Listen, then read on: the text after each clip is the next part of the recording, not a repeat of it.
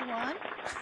There's an awful lot of you. Thank you very much for coming today to this, the first of our Meet the Linden talks. And I'm absolutely delighted to be joined by Oz Linden. And we're going to be, this is one of a series of talks that we will be having here in the Dreamatorium.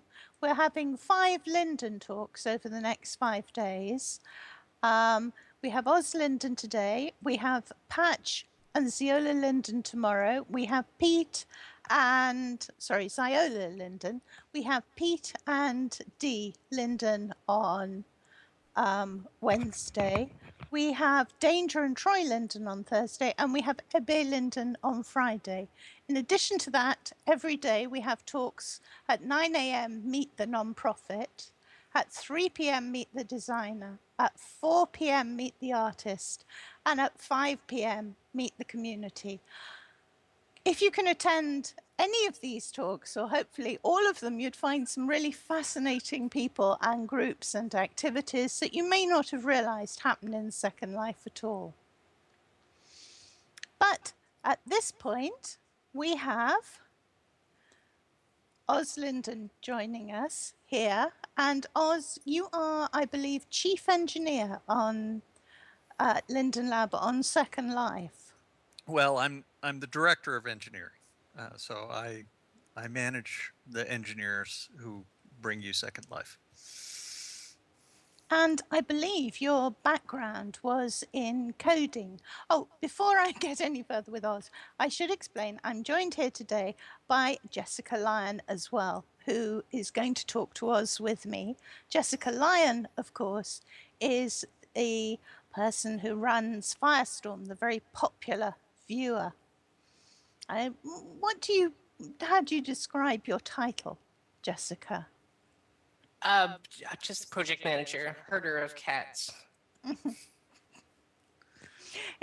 That's a very common role in Second Life, yes. It is, yes.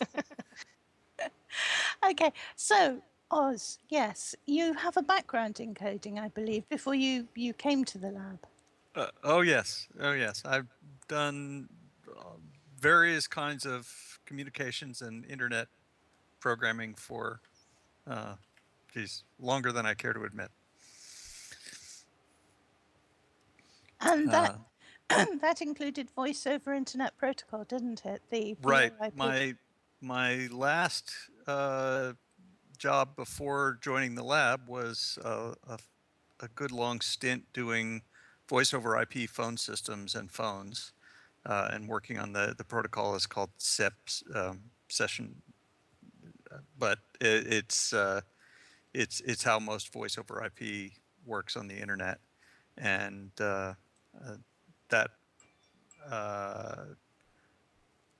was very educational, but not nearly as much fun as Second Life. Probably not as challenging, I bet, either. Well, it depends on your perspective, I guess. It's harder to stay motivated than it is on Second Life. You find it easier to stay motivated on Second Life?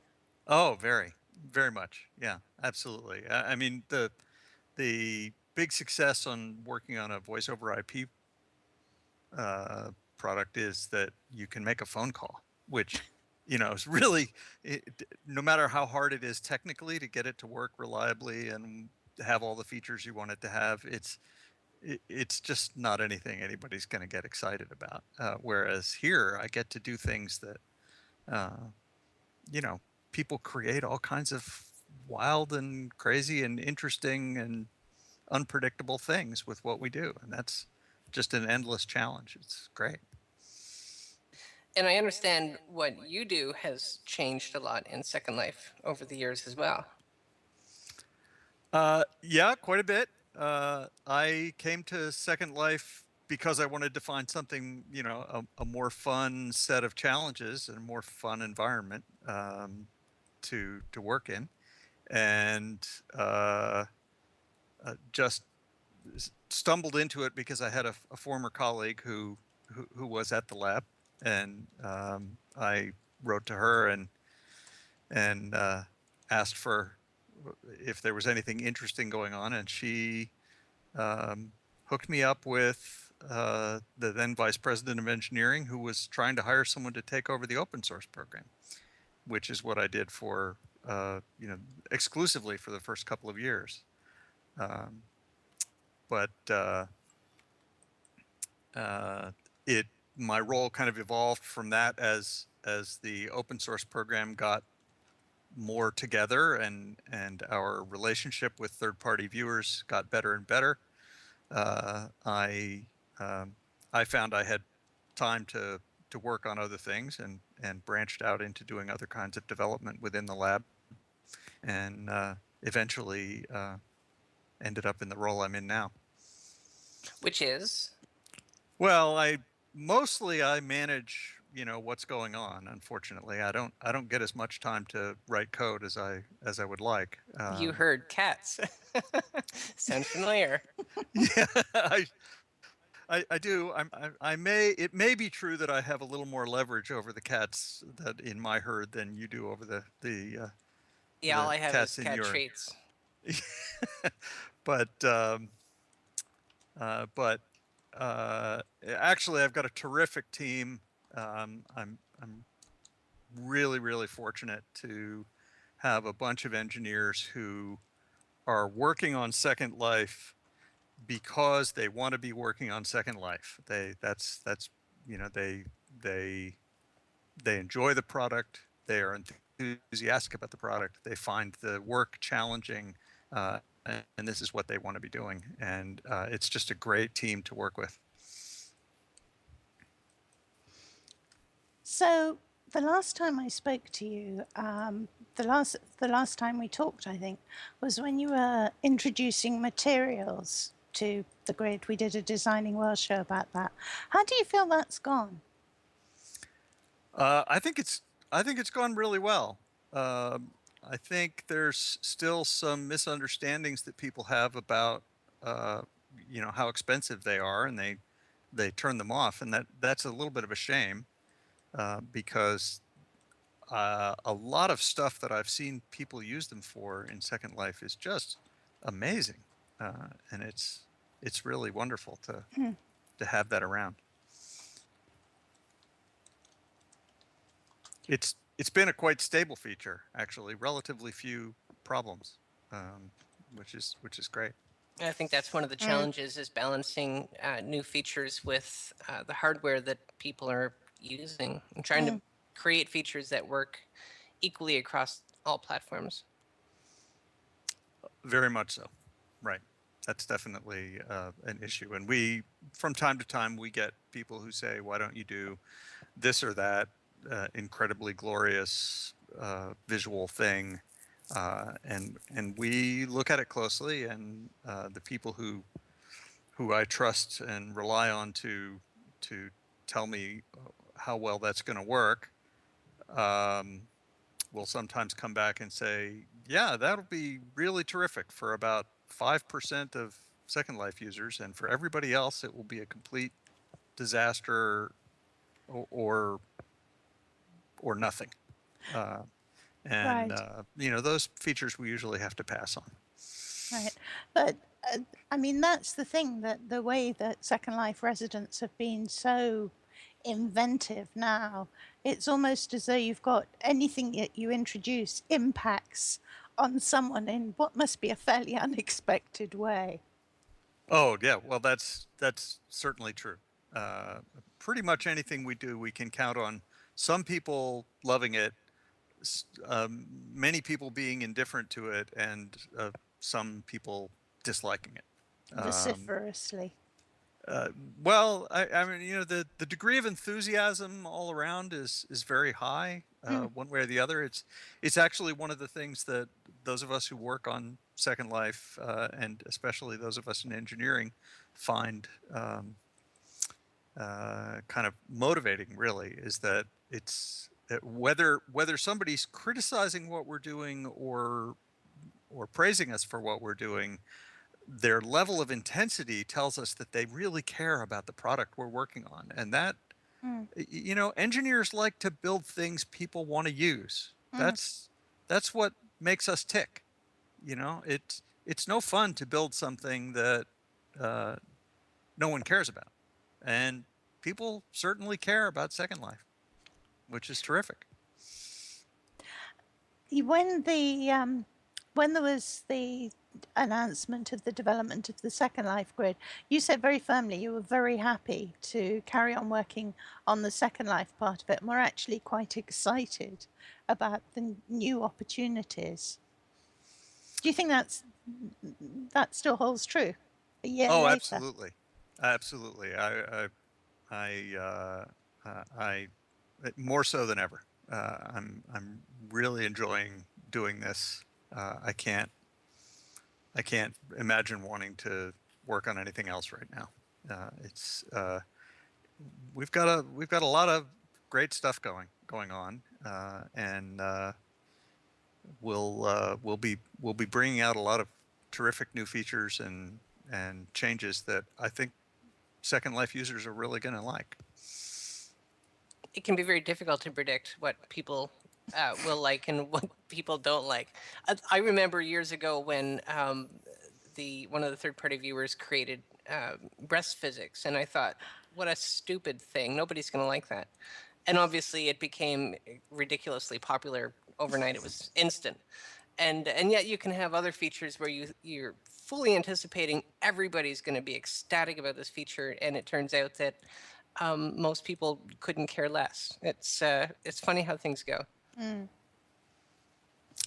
Oz, do Lindens get discouraged when you come out with a feature that is heavily criticized? No,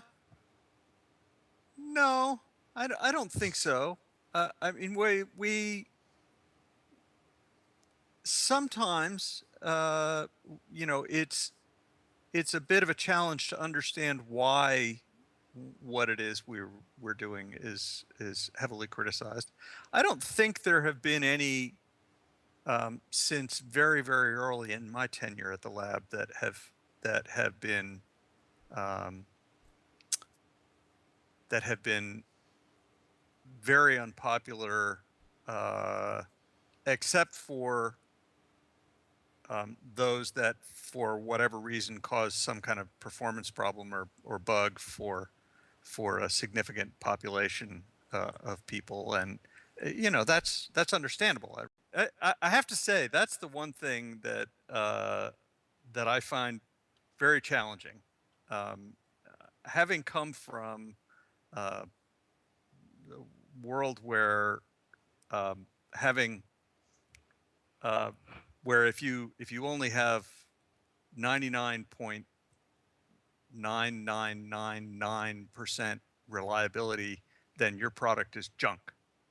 It's just junk. You know, if you're in the telephone world and you can't claim 5 nines reliability, no one wants to talk to you about your product at all, despite the difficulty of actually demonstrating that you have that much reliability. They want you to claim it. And to have a product that, you know, the viewer at least Crashy as much as it is. is as crashy as the Second Life viewer is, as all Second Life viewers are, in fact. And by that, I'm ours is perhaps not the best, although making valid comparisons is very difficult. I will be completely neutral in this one. Right. Well, it turns out that there are a lot of different ways to measure how crashy viewers are, and since we're all dealing with different user populations who are doing different things, it is just difficult to be sure. But in any event, you know, I've always worked in worlds where crashing even 1% of the time is a disaster. It's terrible. Your product is a complete failure. And yet here I am in a world where the very best of the crash rate measurements, however comparable they are or aren't, is much higher than that. And it's, you know, it's very challenging. There's some parts of that we can't seem to do anything about. Certainly there are are crashes that are a result of things like memory leaks in drivers that there's just not much we can do about those. We report problems when we can reproduce them, just like we ask users to do with our product. But that doesn't mean we necessarily get fixes. And it's just such a complex product. The viewer is crazy. Yeah. Fortunately, the server side of things is far more stable than the viewer is. The funny thing about stability, though, in Second Life versus other platforms and products is that Second Life users seem to be almost accepting of this is just the way it is, and they're okay with that. You know, things are going to crash. That is a never-ending source of astonishment to me, isn't it? Yeah. I just can't understand why it is people put up with it, but they do. But I want to say none of us think it's okay just because the users put up with it.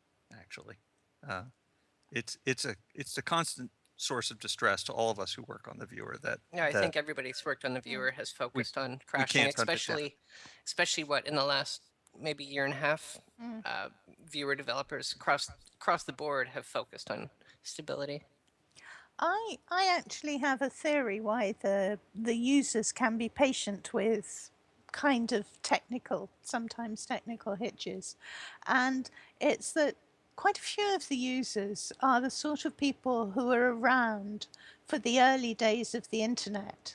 They're the kind of people who sat and stared at a screen and watched it download line by line, ka-chunk, ka-chunk, ka-chunk, and remember the days of dial-up. And so, you know, they tend to be a bit more patient than people who've just come on board when they expect everything to work. I may be wrong, but it's an interesting theory. But I like to think that it's hand, just because Second Life is so cool that it's worth putting up with the crashes for. That's true too. That too, I suppose. Yeah. Well, people are accepting of instability problems, but yet when you have like one little bug of some other kind, it seems like the whole platform, everybody is like raging against you because of this little bug. But it's okay to crash. Right. Well, we've certainly seen that effect. But things have changed an awful lot over the years. I mean, I so very rarely now have to remove my earrings from my derriere, which of course was one of the joys of Second Life back in 2007, that you were continually pulling your earrings out of your butt. Well, that bug kind of seems to come and go still to this day. So, well, it's not as bad as pants flare. Oh, yeah, that's true, I suppose.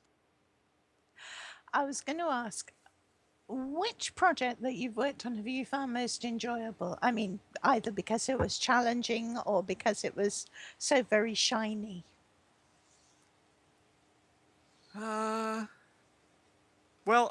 I in terms of user visible effect, of the projects I've contributed to since I've been here, I think doing region wind light settings was really one of my favorites, and I was really glad to get that out. I think it's contributed a lot to people being able to do immersive experiences. Again, it's another one that people don't leave in our viewer, the default is to always use the region settings, and I think people should try to do that more often than they do. Well, that's an ongoing project, though, isn't it? You wanted to do some more work on that, I believe. We do. I've got quite a list of additional things that ought to be part of the environment settings, and we have not given up on the idea of extending those down to being settable at the parcel level as well as the region level. Although there may be we may need to set a limit on how small a parcel can be before before having that, just because it would be a little kaleidoscopic if people could set, you know, settings on 1 meter 512s. squares. Yeah. Right. Yeah.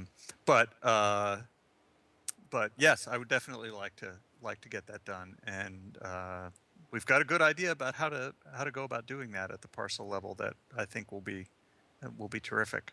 But we've just been involved with a bunch of other things that have consumed too much bandwidth to let us focus on that. I hope to get back to it soon, though.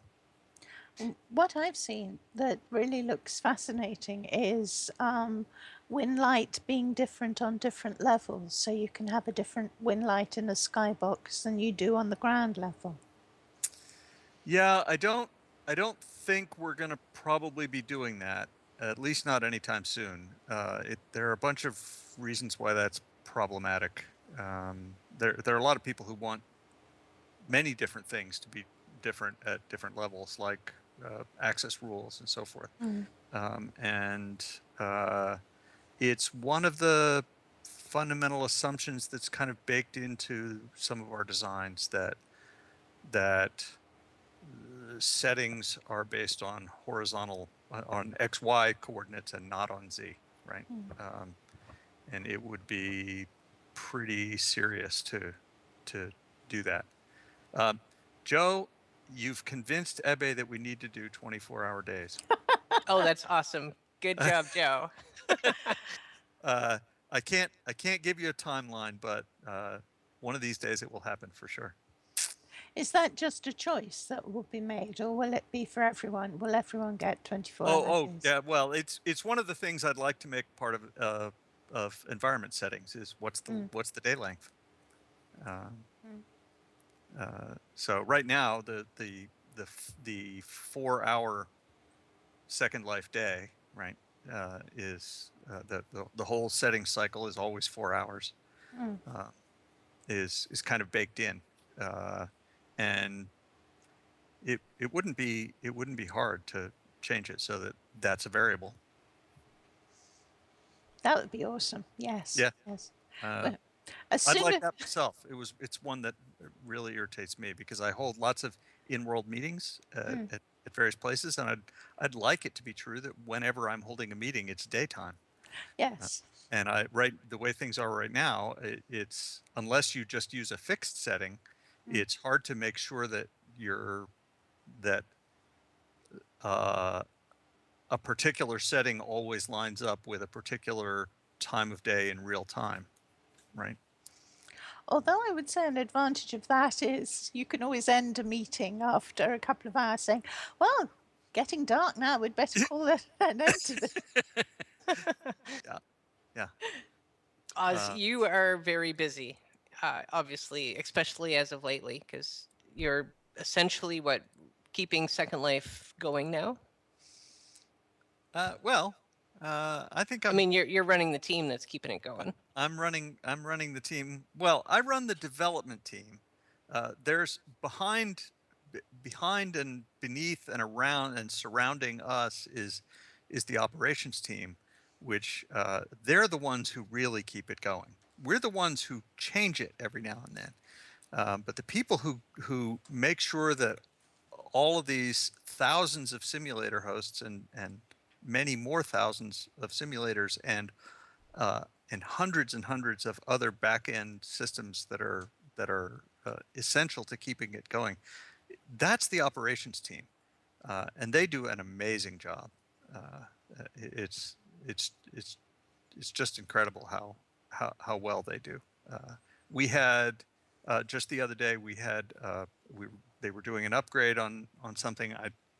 It escapes me what it was at the moment, but they were revving the software and they were rolling new software onto a whole bunch of hosts, and an entire rack of servers that performed that service didn't come back after they rebooted. They had a catastrophic failure, and a whole rack full of stuff went down, and ouch. Second Life users did not notice. It had no impact. Well, things have changed a lot they had so since much redundancy and were doing so much good engineering for how they were doing those upgrades that even though they lost a lot of boxes all at once, didn't make any difference to the users. Things have changed a lot since the days of the gorillas pounding on like the ground, doing an update every Wednesday. The whole Yes, grid had to be shut down. predates me by a good bit, I'm afraid. I do remember it, unfortunately. Do you have time?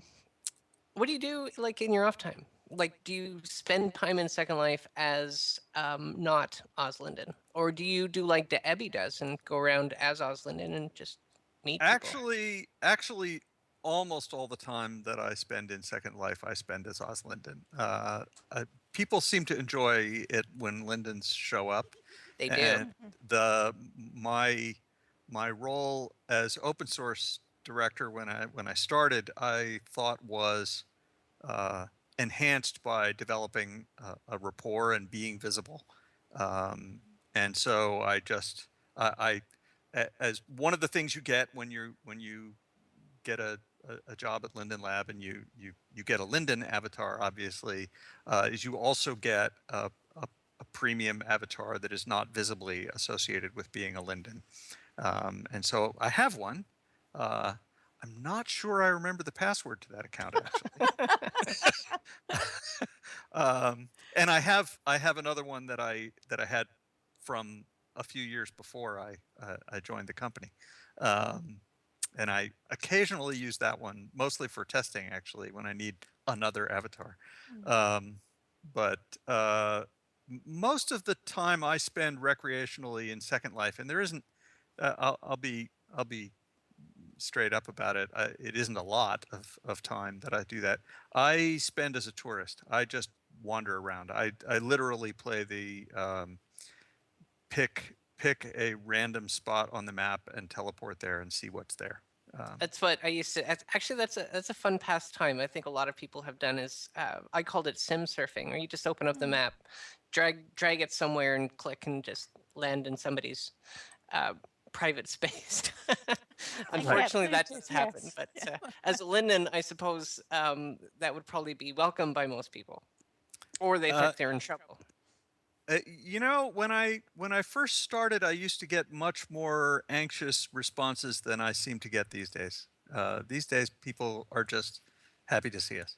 I don't know if that's a change in the population or just a random effect, but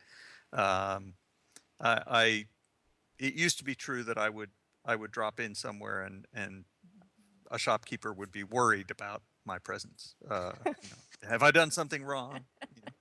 Kind of thing. I described it as being like going around in the world as Brad Pitt with a DEA flak jacket on. People weren't sure whether they should be excited to see you or afraid. But these days, it mostly seems to be excited, actually. Well, that's nice. I think so. Yeah. So you have no sort of Second Life hobbies, like you don't play greedy or golf or sail or. Oh, come on. We know you play Linden Realms. I have. I usually try each of the new experiences that roll out, and I have been trying some of the ones people have been building with our beta release of experiences for users. I'm not much of a builder. I'm not a real artistic person. In fact, I can't even take full credit for the appearance of Linden. When I was setting up the account, I handed the appearance editor to my son and said, please see if you can make this look a little bit like me, the face and so forth. I helped you build your bear. Tell me you've made a new version. No, I haven't made a new version. Oh, come on. You were going to make a new version. No, yes, I keep saying I'm going to make a mesh bear, but I haven't done it. Well, I have to say, I'm thinking shoes here. Shoes, yes. You're lacking in shoes. Can Yep. Oz, let me get your son's name, and I'm going to tell him about mesh feet. Well, he's working on his dissertation these days, so I don't want to distract him. Well, it sounds like you need to go shopping. Well, people keep threatening to take me shopping, so I'm not much of a shopper even in the real world. Yeah, we can We could take you shopping. Sort of, yeah. I'll be happy to take recommendations. I'll be happy to go shopping sometime. If Yes. we could make a TV show out of it, taking I- Oz. It's like Oz the remake. There we go. Yes. There we go. What not to wear. And you would SL version. still be comfortable with yourself. We could make you look like yourself, but better. Okay. All right. Well, we'll have to do that sometime. I'm sure that would be fun. Your Or funny. avatar is. Both. Okay, so I was going to ask, can you tell us anything about what you're looking forward to in Second Life, without obviously giving away any trade secrets? Well, let's see. I want to leave most of the leaking to Ebbe because he seems to enjoy it. He's allowed to. I think we're gonna get experiences out real soon, and I think people are going to be very happy about how we're doing it.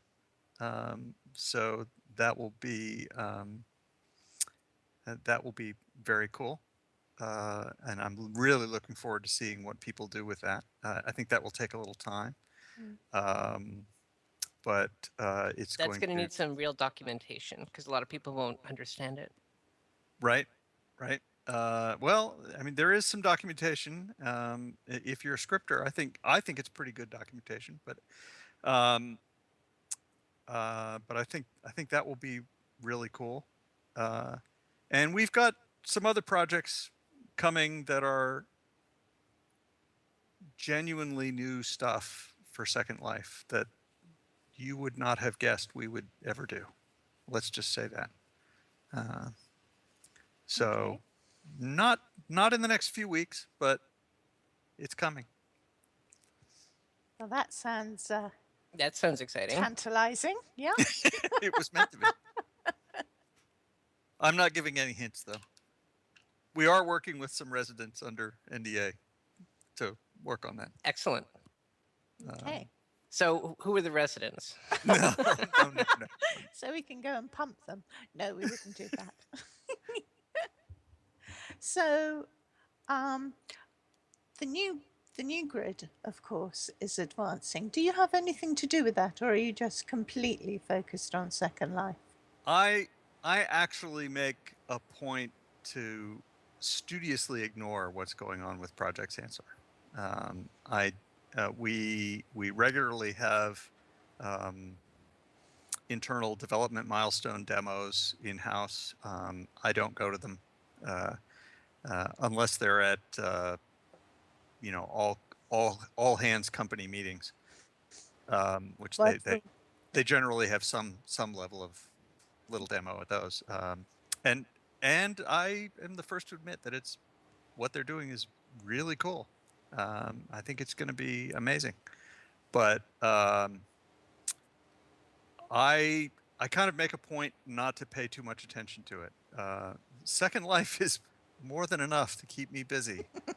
Are you intending to stay working on Second Life in your current role? I have no plans to change jobs at all. I'm loving my job. So this is terrific. If the people who are optimistic about how Project Sansar is going to work out are right, and it turns out to be so amazing and so attractive that everyone immediately leaves Second Life and moves to the new thing, then I'll probably be out of a job, but or have to find a new role. But I don't think that's going to happen quickly enough for it to be a problem for me. I think I've got a number of good years left in this role, and I can't imagine wanting to do it. I'm not much of a job hopper. I tend to stay where I am for a while, and this one is the most fun I've had in a long time. So I'm sticking with it. You must have a pretty good to-do list for Second Life still.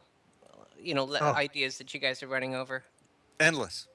endless. And we've started a process of getting the whole team together, engineering and support people and operations people and marketing people and producers. Everybody gets together every 6 months, and we physically get together in the same place and come up with, what we think we're going to focus on for the next 6 months.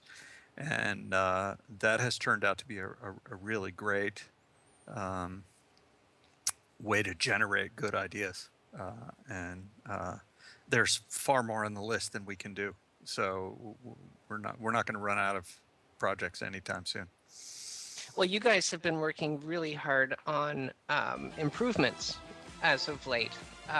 I mean, I'm sure everybody in the audience will agree voice chat, or not voice chat, group chat has probably never been so good.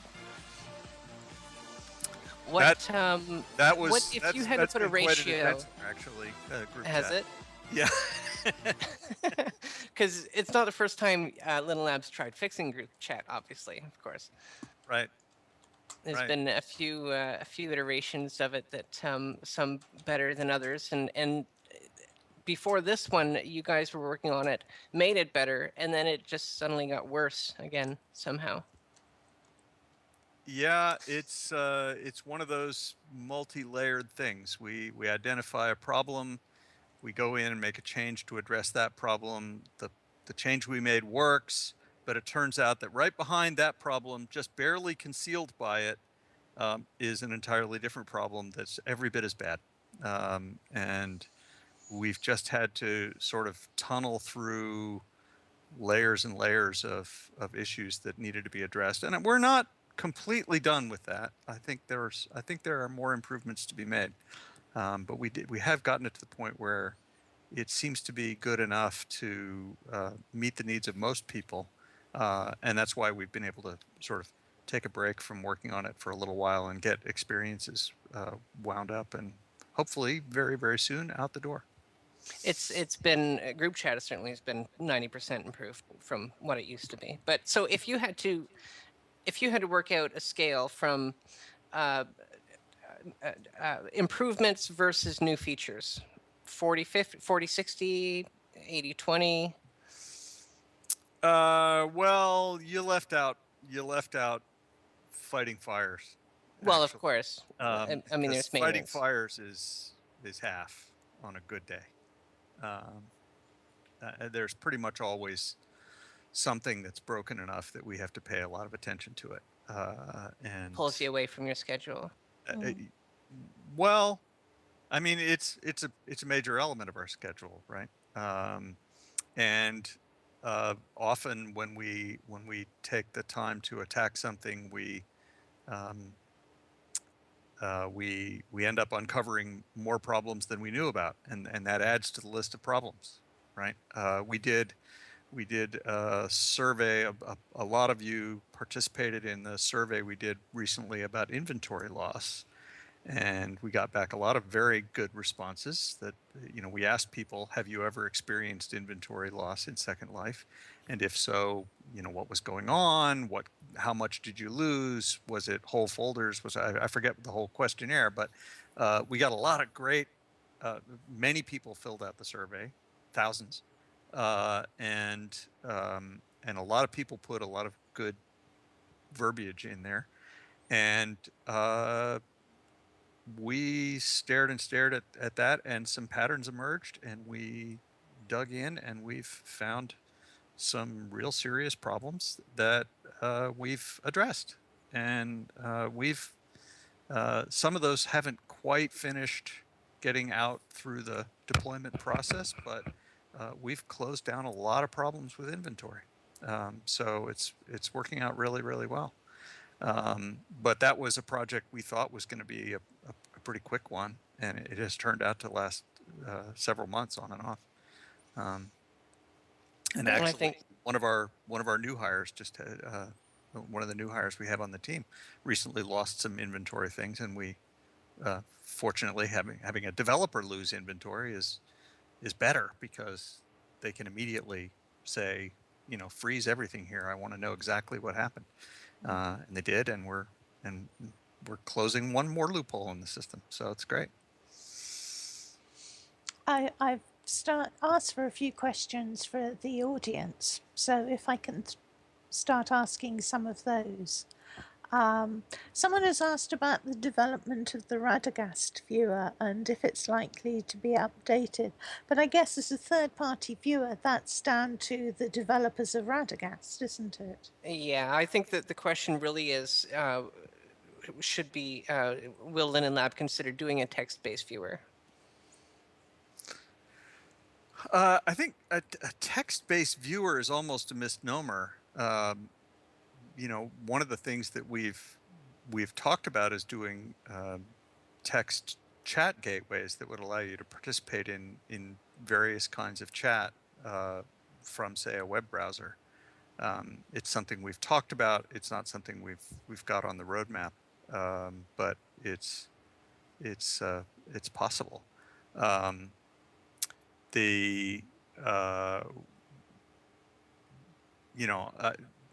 Radagast itself, paused development because its principal developer had some health issues that needed attending to, and I certainly hope that that situation improves. We're ready to support the development of third-party viewers of whatever feature set. Another question from UC Poultry. A lot of attention. One Angel Cares residents asked, is there a strong element of we will learn from the mistakes of the past with Second Life so we don't repeat them with Sansar over at the lab? Oh yes, yeah. It's kind of there's sort of an internal hashtag, fix it in Sansar, that is used all the time. Whenever we run into something that's a difficult to work around limitation, and many of the best and most experienced developers from Second Life are working on Project Sansar, so they know from deep and painful experience just how hard some of those limitations are to get around, and are motivated by trying to do something that doesn't have them. So the old thing about, well, I wouldn't start from here. They don't have to start from here.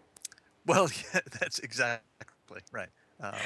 And ultimately, that's where the genesis of that project is, that it, at some point in the evolution of any technology, it's just much better to go back and start over.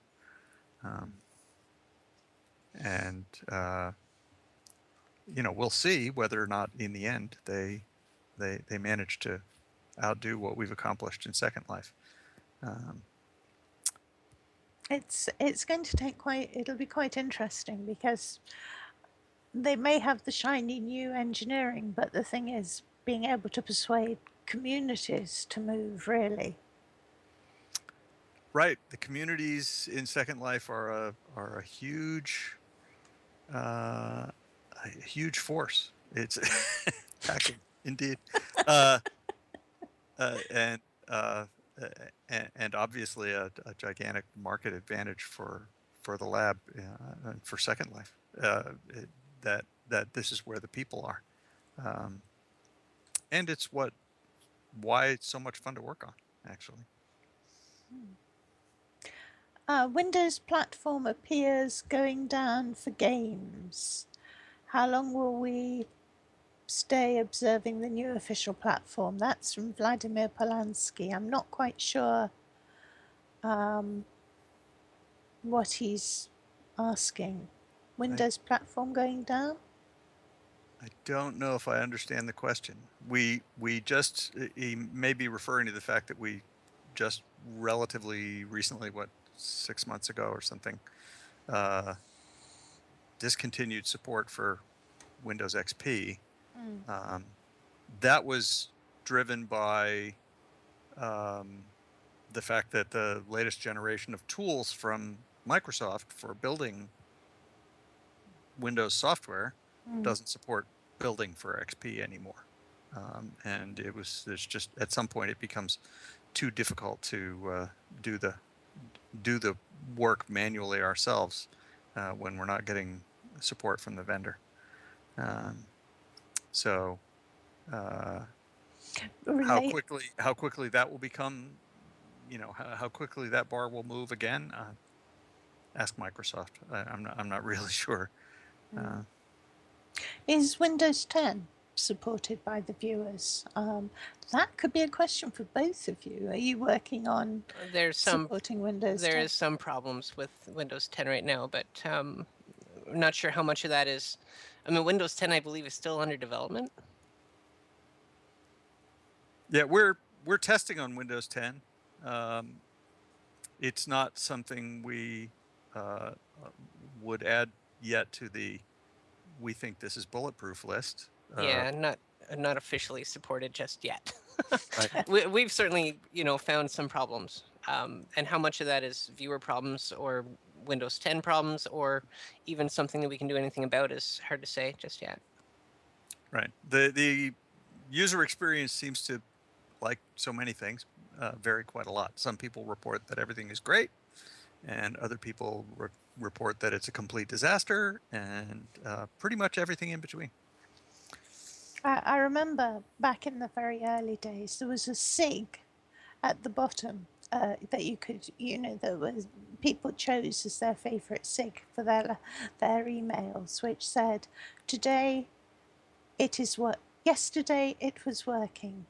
Today it is not working. Windows is like that." Right. Now, Linux and Mac people would love to say, all the bad things about Windows, and I think that varies depending on whatever operating system you're on in the first place. Somebody did ask Oz, and you must have known this question was going to come up. 64-bit. Yeah, I'd really like to do that. I really would. I have. It's always a bit of a struggle in engineering to in development of an existing product, to make the trade-off between doing something new for the user, something that's visibly a new feature or a fix for an existing problem that is really bothering people, like chat lag, or versus spending time on fixing something that's basically, as far as most users are concerned, under the covers. And you have to strike a balance. You have to do a little bit of both, right? You can't just say, I'm going to spend the next 2 years re-engineering the inside of the viewer so that it's marvelous, modular, elegant architecture, but at the end you're going to have exactly the same features and functionality you have today. Nobody would let me get away with that. I couldn't take the whole team and go do that, especially since it would probably take longer than that. But at the same time, I also can't afford to say we're going to spend all our time and energy doing new shiny stuff and not fix any of the things that are less visible and under the covers. And so I have to do some of both. And I've just been through a big round of devoting a very substantial fraction of our resources to improving the tools that we use to build the viewer with, upgrading to much newer tools and using them in better ways. In order to limit the size of that project, which turned out to be quite a bit bigger than we thought it would, we didn't include going to 64-bit in that list of objectives. But we did drop the crash rate by 2 or 3%.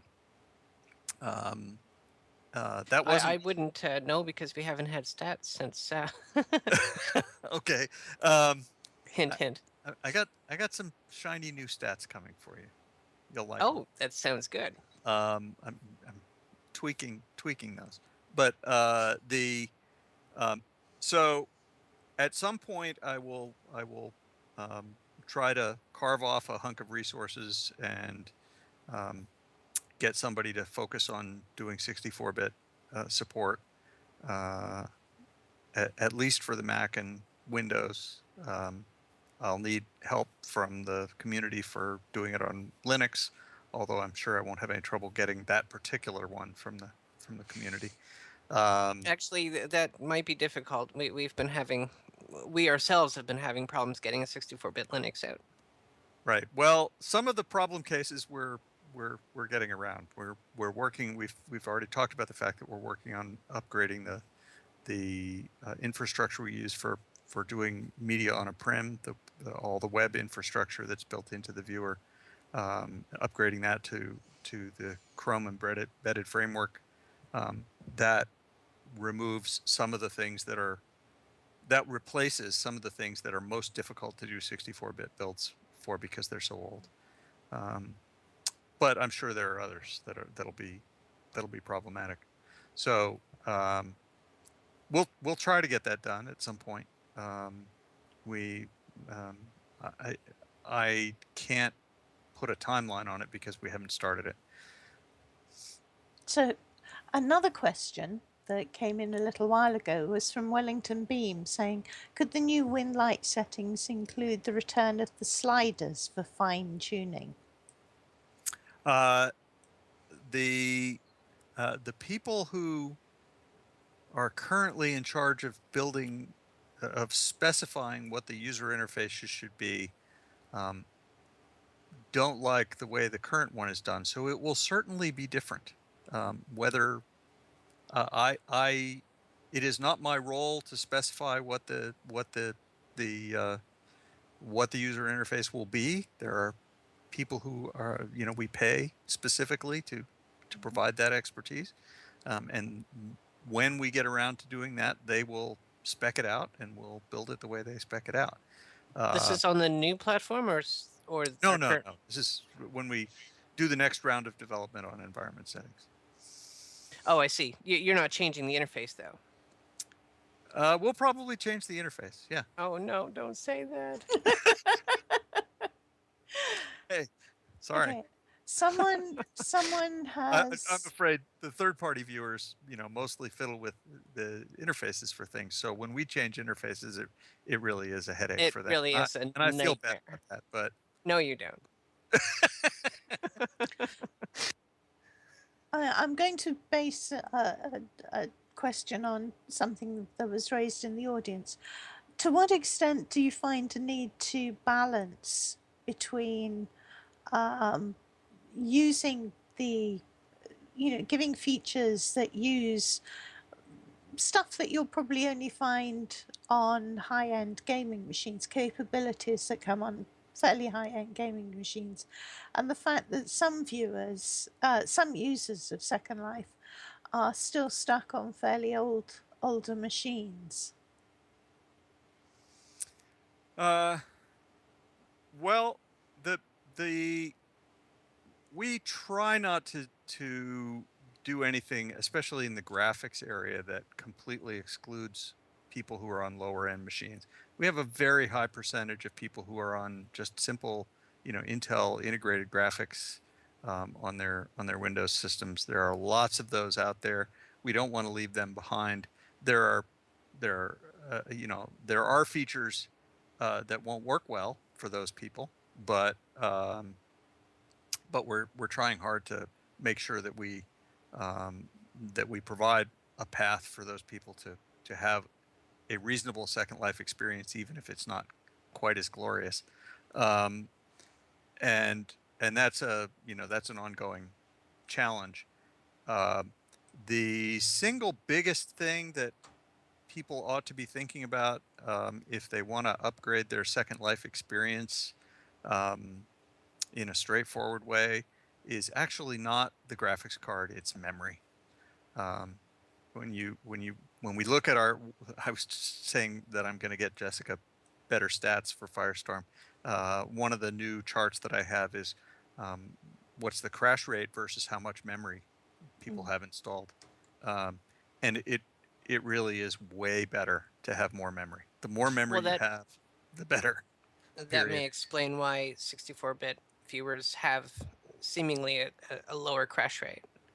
It's because it utilizes better memory. Yep. And there I go again. Oh, you've crashed. Speaking of crashing, Oz has just crashed. Right. Well, while you're away, perhaps you could answer. Sure. But your voice won't be heard by the audience, so that would be a bit sad. We'll wait till you come back. While he's coming back, and he'll be able to hear me because he's in the Skype call. Sure. So one of the challenges with keeping up with one of the challenges that developers have with coming up with new features and functionality is that there are people on lower end systems.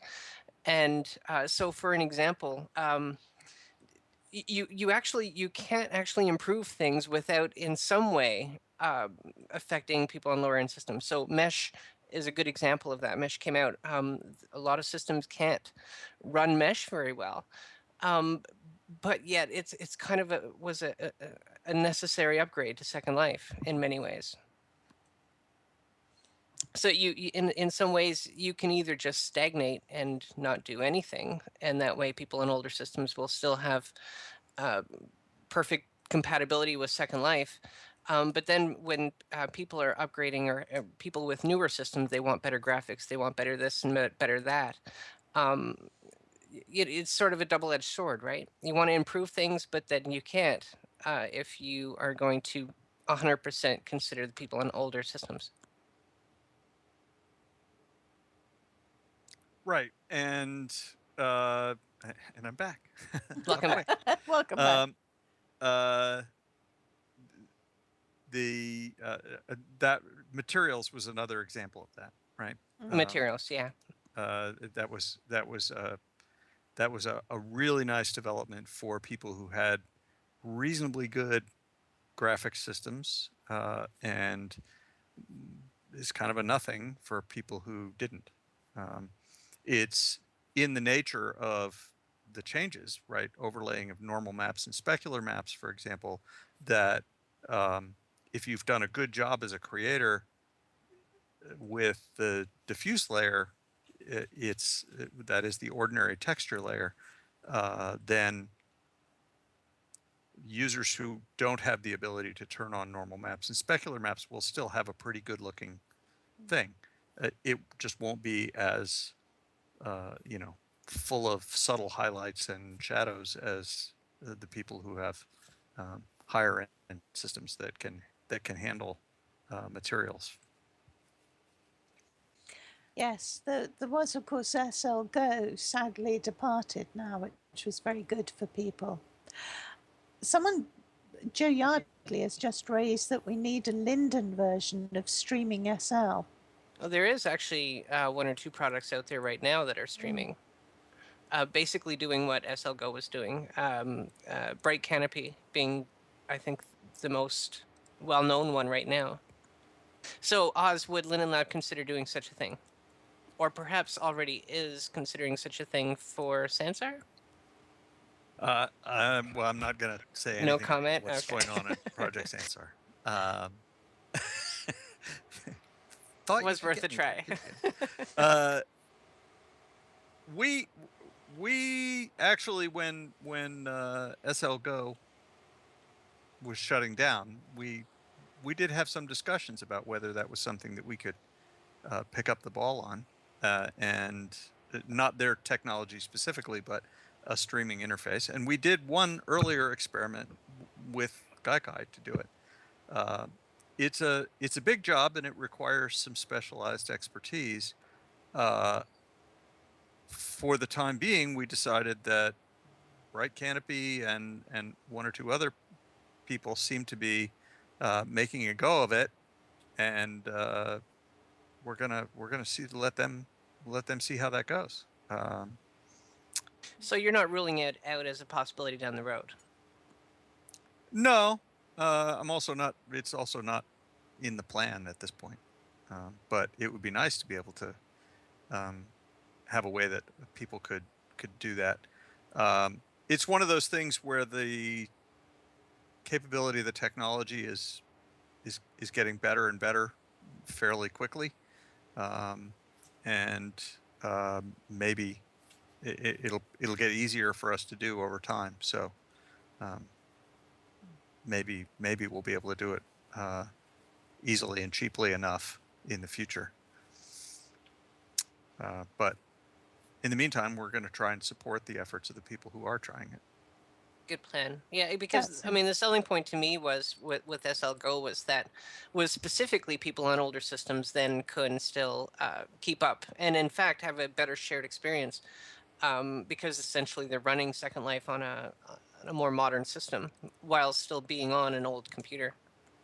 Right. So They it would go a long way SL towards Go shared thought experience. that their big addressable market was going to be people on tablets, and people on tablets did use it, but It was people on old systems. Yeah. it turned out it was people on old systems that was the real loyal audience. Right, so I'm going to take one last question, which is, are there any Second Life Linden Lab virtual reality and AR plans? Well, we're all about virtual reality, but if what you mean is I think they're meaning the Oculus Rift and all that sort of thing. The Rift and its many cousins, increasing number of cousins. Absolutely, we're hard at work on updating the Rift viewer, even as we speak. We should have an updated version of that out pretty soon. Although the developer that's working on it is about to go on vacation, so I don't know whether we'll get it before or after that. But that's the way life is in the summer in North America.